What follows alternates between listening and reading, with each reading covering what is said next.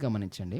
అవిశ్వాసుల్లో ఒకడు మిమ్మల్ని విందుకు పిలిచినప్పుడు వెళ్ళుటకు నీకు మనసు ఉండిన ఎడల నీకు వడ్డించినదేదో దానిని గూర్చి మనస్సాక్షి నిమిత్తము ఏ విచారణ చేయక తినుడి. అయితే ఎవడైనను మీతో ఇది బలి అర్పింపబడినదని చెప్పిన ఎడల అట్లు చెప్పిన వాని నిమిత్తము మనస్సాక్షి నిమిత్తము తినకుడి. మనస్సాక్షి నిమిత్తము నీ సొంత మనస్సాక్షి నిమిత్తము కాదు, ఎదుటివాని మనస్సాక్షి నిమిత్తము ఇలాగు చెప్పుచున్నాను. ఎందుకనగా వేరొకని మనస్సాక్షిని బట్టి నా స్వతంత్రం విషయంలో తీర్పు తీర్చబడనేలా. చాలామంది అనుకుంటారు విగ్రహార్పితమైన ఆహారం కానీ విందుకు కానీ రెండు రకాల వ్యత్యాసాలు ఉన్నాయి. కొందరు విందు చేసేటప్పుడు వారు వేరే కమ్యూనిటీ వాళ్ళను కూడా వాళ్ళు ఇన్వైట్ చేస్తూ ఉంటారు. క్రైస్తవులనే కాదు, వేరే కమ్యూనిటీ వాళ్ళని కూడా వారు ఇన్వైట్ చేస్తారు. వాళ్ళకి తెలుసు వీరు విగ్రహార్పితమైన ఆహారాన్ని తినరు అని. ఎవరైతే తెలిసిన వాళ్ళు ఉంటారో వారు ఏ మతంలో ఉన్నవారైనా కానీ, క్రైస్తవులు విగ్రహార్పితమైన ఆహారాన్ని తినరు. అయినా కానీ మా కూతురు పెళ్ళికి కానీ, మా అబ్బాయి పెళ్ళికి కానీ, ఇదిగో మా ఫంక్షన్కి కానీ మీరు రండి అని ఫంక్షన్లకు ఇన్వైట్ చేసే వాళ్ళు ఉంటారు. వాళ్ళు చెప్తారు, మేము బలి అర్పించకుండా కేవలము వంట వాళ్ళు జస్ట్ భోజనం చేశారు కానీ మేమేమి బలి అర్పించలేదు, అట్లా మేము చేయలేదు, కేవలము ఇది ప్యూర్ మీట్ అని చెప్పి ఇన్వైట్ చేసే వాళ్ళు ఉంటారు. మీరు తినరు కాబట్టి మేము అలాంటిది మేము వడ్డించట్లేదు, అలాంటిది ఈ ప్రోగ్రాంలో మేము చేయట్లేదు, అలాంటి ప్రోగ్రామ్స్ మాకు వేరే ఉంటాయి, మేము పర్సనల్గా చేసుకుంటాము, కానీ ఇది కమ్యూనిటీని ఉద్దేశించి వేరే కమ్యూనిటీ వాళ్ళు కూడా వస్తారు కాబట్టి వాళ్ళకు అభ్యంతరం కలగకూడదని మేము వీటిని ఏ విగ్రహాలకు అర్పించలేదు అని అలా జెన్యూన్గా చెప్పి వేరే వాళ్ళ యొక్క మనస్సాక్షిని ఆనర్ చేసే వాళ్ళు ఉంటారు చూడండి. వాళ్ళు చాలా గౌరవిస్తారు క్రైస్తవులను కానీ ఇంకా వేరే ఇతర మతాల వారిని గౌరవించి వాళ్ళని ప్రేమించి వాళ్ళని చేర్చుకొని వాళ్ళకి ఏదైతే వాళ్ళ మతపరమైన విశ్వాసాలకి ఏ ఆటంకం కలగకుండా నిజంగా చాలా ప్రేమతో ఉంటారు. ఒక మాట పౌలు గారు అంటాడు, ధర్మశాస్త్రం లేకే ధర్మశాస్త్రం యొక్క నీతిని నెరవేర్చి నీతిమంతులుగా తీర్చబడిన వారు చాలామంది ఉన్నారు అనే మాటని మనం చూస్తూ ఉంటాం. సో ప్రభు ఈ మాటలో సమ్మతిస్తాడు. షీబా దేశపు రాణి, ఆమె అన్య దేశానికి చెందిన రాణి, కానీ సొలొమోనుని ఆమె దర్శించడానికి వచ్చి సొలొమోను యొక్క వైభవాన్ని చూసి సొలొమోను యొక్క దేవుణ్ణి ఘనపరచడం ప్రారంభించింది. ఈరోజు ఆ షీబా దేశపు రాణి విశ్వాసమును బట్టి అంటే ఈ యుగపు సంబంధమైన వారిని తీర్పు తీర్చే విషయంలో ఒక సింహాసనం మీద షీబా దేశపు రాణి ఉంటుంది, దక్షిణ దేశపు రాణి ఉంటుంది అనే మాటను మనం చూస్తూ ఉంటాం. సో వారికి ధర్మశాస్త్రం లేకపోయినప్పటికీ ధర్మశాస్త్రం యొక్క నీతిని బట్టి వారు నీతిమంతులుగా తీర్చబడినారు. సో వాళ్ళు ప్రేమతో ఇన్వైట్ చేస్తారు. ఇదిగో మా ఫంక్షన్కి మీరు రండి, మీరు తినరని మాకు తెలుసు కాబట్టి మేము మీకోసం సపరేట్గా వండి పెడతాము. చాలామంది ఉంటారు, మీకోసం సపరేట్ మేము చికెన్ చేసి పెడతాం, మేము మా మేకని మా దేవతలకు బలి అర్పిస్తామేమో కానీ మీకోసం మేము చికెన్ తీసుకొచ్చి పెడతాము, లేదంటే మీకోసం మేము వెజ్ని మేము సర్వ్ చేస్తాము, వాటిని మేము మా దేవతలకు అర్పించము అని ప్రేమతో ఇన్వైట్ చేసే చాలామంది ప్రేమ కలిగిన అన్యులు చాలామంది ఉన్నారండి. వేరే మతాల వాళ్ళు చాలామంది ఉన్నారు. అలాంటి వారు ఒకవేళ మనల్ని ఇన్వైట్ చేసినప్పుడు అంటాడు, మీ మనసాక్షి నిమిత్తం వారిచ్చిన ఆతిథ్యాన్ని బట్టి మీరు వెళ్ళండి, మీ మనసు ఉంది కాబట్టి వెళ్ళండి. ఎందుకంటే మనం ఒక సెక్యులర్ కల్చర్లో ఉన్నాం. మిక్స్డ్ కల్చర్స్ ఉంటాయి, చాలా మతాలకు సంబంధించిన వాళ్ళు మన కమ్యూనిటీలో నివసిస్తూ ఉంటారు. అంటాడు కదా, మీరు సాధ్యమైనంత మట్టుకు సంఘము వెలుపటి వారి ఎడల సమాధానంగా ఉండడానికి ప్రయాసపడండి అని పౌలు గారు అంటారు. సమాధానాన్ని వెంటాడండి అని ప్రభు అంటాడు. సో వాళ్ళు ఇన్వైట్ చేసినప్పుడు, భోజనం చేస్తున్నప్పుడు ఎవరైనా బలహీనమైన మనస్సాక్షి కలిగిన వారు ఉండి ఇదిగో వీళ్ళు వాళ్ళ ఫ్యామిలీలో ఈ పలానా అంశాన్ని వాళ్ళు వేరే ఇతర దేవతలకు అర్పించారన్నప్పుడు ఆ ఎదుటి వ్యక్తి మనస్సాక్షి నిమిత్తము నువ్వు అక్కడ ఆ భోజనాన్ని విడిచిపెట్టమన్నారు తప్పించి ప్రేమపూర్వకంగా వారు ఇచ్చిన ఆతిథ్యాన్ని ఇగ్నోర్ చేయమని కాదండి. ప్రేమదేం ప్రజల పౌలు గారు చాలా స్పష్టంగా చెప్పాడు.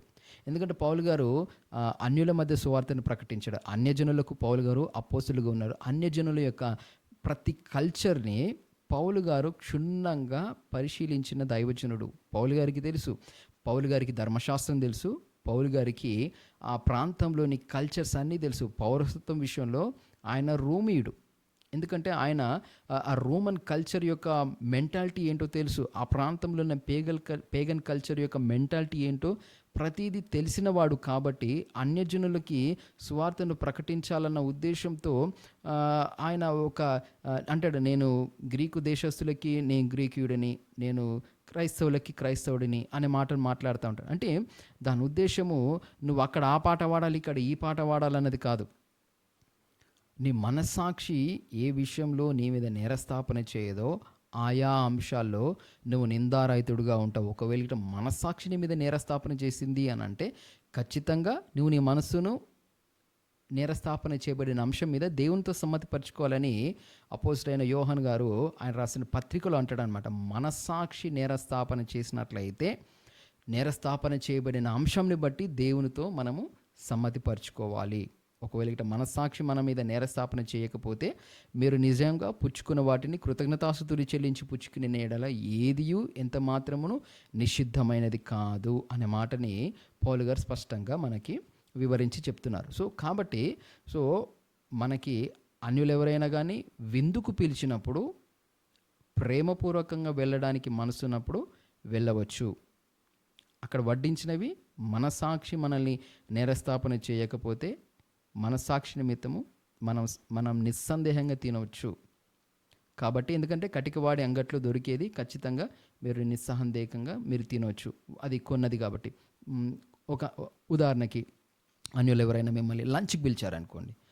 మీరు హోటల్కి వెళ్ళారు. అక్కడ హోటల్లో ఉంది, మీరు కొనుక్కొని తింటున్నారు. వాళ్ళు పూజ చేసిన తర్వాతనే కొన్ని హోటళ్ళల్లో వాళ్ళు వంట స్టార్ట్ చేస్తారు. అది వాళ్ళ వ్యక్తిగతం. నువ్వు కృతజ్ఞతాస్తుతులు చెల్లించి పుచ్చుకుంటే ఏది ఎంత మాత్రము నీకు హానికరమైనది కానే కాదు. కాబట్టి చాలామంది హోటళ్ళలో వంట చేసేటప్పుడు ఆ పాత్రలని ఆ స్టవ్ని వాళ్ళు ఇలా మోకుతారనమాట. దానంత మాత్రాన అది దేవత అయిపోయినట్టుగా కాదు. వాళ్ళ ఉద్దేశంలో వారికి అగ్ని దేవుడు కాబట్టి ఇక్కడ అగ్నితో పని చేస్తున్నాము అన్న ఉద్దేశం. ఇక్కడ మా దేవుని ప్రజెన్స్ ఇక్కడ ఉంది అని వాళ్ళ మైండ్ చూడండి, దేవుని యొక్క ప్రజెన్స్ ఇక్కడ ఉంది అనే ప్రజెన్స్ మైండ్ సెట్తో ఉన్నారు. ఇశ్రాయేలీల మధ్యలో పగలు మేఘస్తంభంలో రాత్రి అగ్నిస్తంభంలో దేవుని సన్నిధి ఏ విధంగా ఉండెనో వాళ్ళ అగ్నిని చూసినప్పుడల్లా వారు దేవుని యొక్క సన్నిధి అక్కడ ఉన్నట్టుగా వారు గ్రహిస్తుంటారు. వారు అలాంటి భయభక్తులతో ఉంటారు అన్నమాట. కాబట్టి మనం చాలా జాగ్రత్తగా, వారు వివాహాలు చేసుకునేటప్పుడు అగ్ని చుట్టూ వాళ్ళు ప్రదక్షిణాలు చేశారు. అగ్నిని వారు దేవుడిగా భావిస్తారు. కాబట్టి దేవుని యొక్క ప్రజెన్సీకి అక్కడున్న అగ్ని, అక్కడ కట్టెలు మండుతూ ఉంటే వచ్చిన అగ్ని దేనికి సూచనగా ఉందంటే దేవుని యొక్క ప్రజెన్స్కి సూచనగా ఉంది. అగ్ని దేవుడు, వాళ్ళు భావించేది దేవుడు కాబట్టి అక్కడ అగ్ని ఉండడము వారికి దేవుని యొక్క ప్రజెన్స్ ఉన్నట్టుగా వాళ్ళు భావిస్తారు. అంటారు కదా, మనము దైవ సన్నిధిలో నా పెళ్లి జరిగింది అని అంటాం. అవునా? దైవ సాక్షిగా చర్చిలో మన పెళ్ళిళ్ళు జరిగినప్పుడు, క్రైస్తవ బిడ్డల పెళ్ళిళ్ళు జరిగినప్పుడు దేవుని సన్నిధిలో పెళ్లి జరిగింది అని అంటూ ఉంటాం. ఎక్కడైతే 2-3 నా నామలు కూరింటారో వారి మధ్యలో నేను ఉంటానన్న మాటని మనము దాని విశ్వాసంతో ప్రకటిస్తాం. అక్కడ ప్రభువు ఉండే మా మధ్యలో అని. ఎవరైనా అంటారా ఆ రోజు మరి ప్రభు దిగి వచ్చింది నీకేమైనా కనబడ్డా, ప్రభు ఏమైనా నీ పెళ్ళిలో కనబడ్డా, మీ పెళ్ళి జరిగేటప్పుడు మీరు అక్కడ తాళి కట్టేటప్పుడు కానీ రింగు మార్చుకునేటప్పుడు కానీ అక్కడ ప్రభు ఉన్నాడా, మీరేమైనా ఫోటో దిగారా ప్రభుతోటి అన్నట్టుగా ఎవరైనా వెటకారంగా అడిగితే సమాధానం చెప్పగలరా?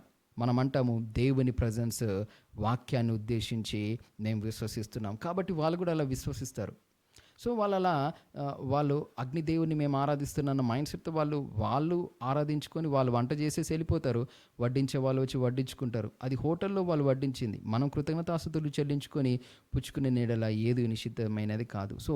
వారు మనల్ని ప్రేమతో ఒక లంచ్కి ఇన్వైట్ చేసినప్పుడు వెళ్ళి మనకు సర్వ్ చేసిన ఫుడ్ని మనం బ్లెస్ చేసి తినడం ద్వారా మనము ఎలాంటి మన మనస్సాక్షి ఏ విధంగా మనల్ని ఆ విషయంలో మనల్ని నేరస్థాపన చేయదు.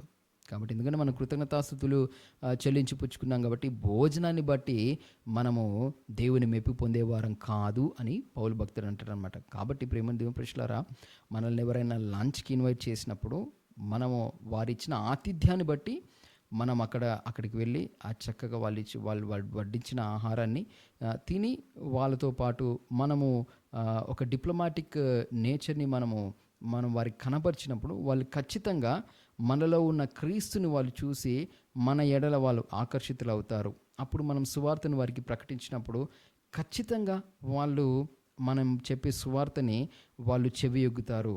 ఆ సువార్తను బట్టి వాళ్ళ జీవితంలో రక్షణ ద్వారములు తెరవబడతాయి. కాబట్టి వాళ్ళు ఇన్వైట్ చేయంగానే మనం వెళ్ళి ఏదో డైరెక్ట్‌గా మనం సువార్త దాడి చేసినట్లుగా కాదు. Show Christ in your life. నీ జీవితంలో నువ్వు క్రీస్తుని చూపించకుండా నువ్వు వాళ్ళకి సువార్తను ప్రకటిస్తే వాళ్ళు కేవలం మత మార్పిడి పాయింట్ ఆఫ్ వ్యూలో చూస్తారు.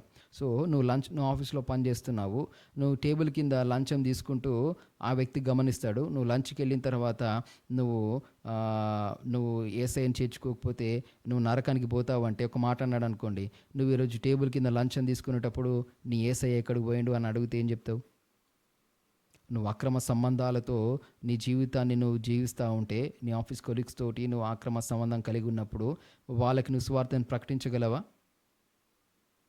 నువ్వు ఆత్మఫలములు ఫలించకుండా నువ్వు సువార్తని, నీ క్రీస్తుని వారికి కనపరచకుండా నువ్వు సువార్తను ప్రకటించగలవా? వాళ్ళు ఖచ్చితంగా ఏలెత్తి చూపిస్తారు. నీలోని క్రీస్తు ఏడి? నువ్వు నాకు క్రీస్తుని ప్రకటించడానికి నీలోనే క్రీస్తు కనబడట్లేదు, నువ్వు నాకు సువార్తను ఎలా చెప్తావు అని వాళ్ళు ఖచ్చితంగా ఆ సమయానికి సువార్తను వాళ్ళు హేట్ చేస్తారు. వీడి కూడా ఆ మత మార్పిడి బ్యాచ్లో వీడు కూడా ఒకడు. మన జీవితంలో మార్పు లేకుండా వారికి మనం సువార్తను ప్రకటించలేము. మన క్రీస్తుని వాళ్ళ జీవితంలో చూపించకుండా మనము వారిని ప్రభు చెంతకు మనము ఆకర్షించలేము. వాళ్ళు అనగలగాలి, నేను నీలో క్రీస్తుని చూడగలిగినాను అన్నప్పుడు మనం విత్తే సువార్త విత్తనాలు వారి హృదయంలో నాటబడతాయి. ఒకానొక సమయానికి పరిశుద్ధాత్మ దేవుడు మనం నాటిన విత్తనానికి నీరు పడతాడు చూడండి. ఆ రోజు వాళ్ళ జీవితంలో సువార్త చిగురిస్తుంది, పుష్పిస్తుంది, ఫలిస్తుంది. వాళ్ళ జీవితం ఆశీర్వాదకరంగా మారుతాయి. ఆ రోజు వెంటనే వాళ్ళు రక్షణ పొందకపోవచ్చేమో, కానీ వాళ్ళ మనసులో ఉంటుంది, ఒకానొక సమయానికి పరిశుద్ధాత్మ దేవుడు నీ నోటి ద్వారా నాటిన సువార్త విత్తనాలు అతని హృదయంలో నాటబడ్డాయి చూడు. పరిశుద్ధాత్మ దేవుడు హృదయాలను పరిశీలించేవాడు. నా తండ్రి నాటని ప్రతి మొక్క పెకిలింపబడిన వాళ్ళ హృదయము పరిశుద్ధాత్మ దేవుని కొరకు తెరవబడినప్పుడు పరిశుద్ధాత్మ దేవుడు వాళ్ళ హృదయాలను ఖచ్చితంగా కదిలిస్తాడు. కాబట్టి మనల్ని ఎవరైనా ఇన్వైట్ చేసినప్పుడు విందు నిమిత్తము ఖచ్చితంగా వెళ్ళి తినవచ్చు. అది ఒకవేళ గిట్ట అది విగ్రహార్పితమైన ఆహారము అని ఎవరైనా అక్కడ వాళ్ళ బలహీనమైన మనస్సాక్షి కలిగిన వారు ఏంటి ఇది మీరు తినకూడదు కదా అని అంటే, ఆ సమయానికి ఆ వ్యక్తి బలహీనమైన మనస్సాక్షిని బట్టి మనం అక్కడ ఆహారాన్ని విడిచిపెట్టాలి తప్పించి మనం ఒక ఆతిథ్యం పాయింట్ ఆఫ్ వ్యూలో ఒక మంచి ఒక సెక్యులర్ మైండ్ సెట్తో వాళ్ళు పిలిచినప్పుడు వాళ్ళ ఆతిథ్యాన్ని మనం రిసీవ్ చేసుకోవడము మర్యాద. కాబట్టి సమస్తము మర్యాదపూర్వకంగా జరిగించాలి, క్రమముగా జరిగించాలి, ఆర్డర్లో జరిగించాలని దేవుని వాక్యము సెలవిస్తుంది. అది కేవలం సంఘ క్రమంలోని విషయాలనే కాదు, మనం సంఘపు వెనుకటి విషయాలు కూడా మనం ప్రతిదీ క్రమంగా జరిగించాలి. అప్పుడే ప్రభునామము మన ద్వారా మహిమపరచబడుతుంది ప్రియమైన దేవుని ప్రజలారా. కాబట్టి ఈ విషయాన్ని చాలా జాగ్రత్తగా మనం గమనించాలి. మనము మన ఆహార నియమాలను బట్టి మనము వారికి అభ్యంతర కారణంగా ఉన్నామా అనే విషయాన్ని మనం చాలా జాగ్రత్తగా గమనించాలి. వారు మన సువార్తను మనం ప్రకటించినప్పుడు వాళ్ళు రిసీవ్ చేసుకునే మైండ్ సెట్, మనం వాళ్ళకి ఆ రూమ్ని మనం క్రియేట్ చేసామా లేదనేది చాలా ఇంపార్టెంట్. సో కాబట్టి ప్రియమైన దేవుని ప్రజలారా, ఈ విషయంలో మనం ఆ అపోహని తీసివేయాలి. కాబట్టి మనం ప్రోసలైటిక్ మైండ్ సెట్తో ఉంటే ఖచ్చితంగా వారిని మనము ఆ రీతిగా మనం రిసీవ్ చేసుకోలేము.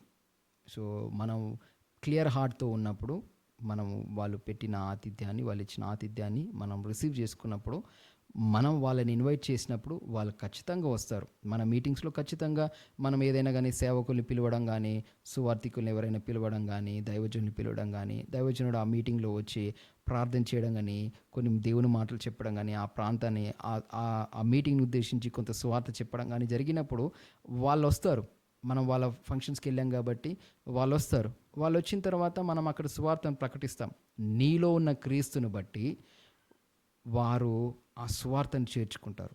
నీలో ఉన్న ప్రభువుని బట్టి వారు అక్కడ దైవజనుడు చెప్పే సువార్తని వాళ్ళు రిసీవ్ చేసుకుంటారు. మనకు సువార్తను ప్రకటించే పద్ధతులు తెలియకపోవచ్చేమో, ఆ మెథడ్స్ తెలియకపోవచ్చేమో, ఆ జ్ఞానం లేకపోవచ్చేమో, కానీ అక్కడ దైవజనుడి ఆత్మాభిషేకంతో చెప్పే వాక్యము ఖచ్చితంగా రాతి గుండెలను మాంసపు గుండెలో మారుస్తుంది. మనం వెళ్ళడం వల్ల వాళ్ళకి మనం డోర్ ఓపెన్ చేసినట్టుగా జరుగుతుంది. ప్రియమైన ప్రజలారా, మనం వెళ్తాము, మనం వాళ్ళని ఇన్వైట్ చేస్తాం కాబట్టి, మన ఫంక్షన్స్లో ఖచ్చితంగా దైవజనులు వచ్చి సువార్తను ప్రకటిస్తారు కాబట్టి, ప్రార్థన చేస్తారు కాబట్టి, వాళ్ళ అభిషేకాన్ని బట్టి కొన్ని సందర్భాల్లో వెంటనే అక్కడ హీలింగ్స్ జరుగుతాయి, ఇన్స్టాంట్గా హీలింగ్స్ జరుగుతాయి, కొన్ని దురాత్మలను విడిచిపెట్టి వెళ్ళిపోతాయి, కొన్ని మిరకిల్స్ జరుగుతాయి. కాబట్టి వాళ్ళు అక్కడ దేవుని సన్నిధిని వాళ్ళు ఖచ్చితంగా ఆనర్ చేస్తారు. వారు అక్కడ దేవుని సన్నిధిని ఆనర్ చేసి వారు ప్రభుని వాళ్ళ జీవితంలోనికి చేర్చుకుంటారు. ప్రేమ దేవ ప్రజలారా, ఈ మాటను బట్టి పరిశుద్ధాత్మ దేవుడు మన వెనుకలో ఈ వాక్యాన్ని స్థిరపరచునుగాక.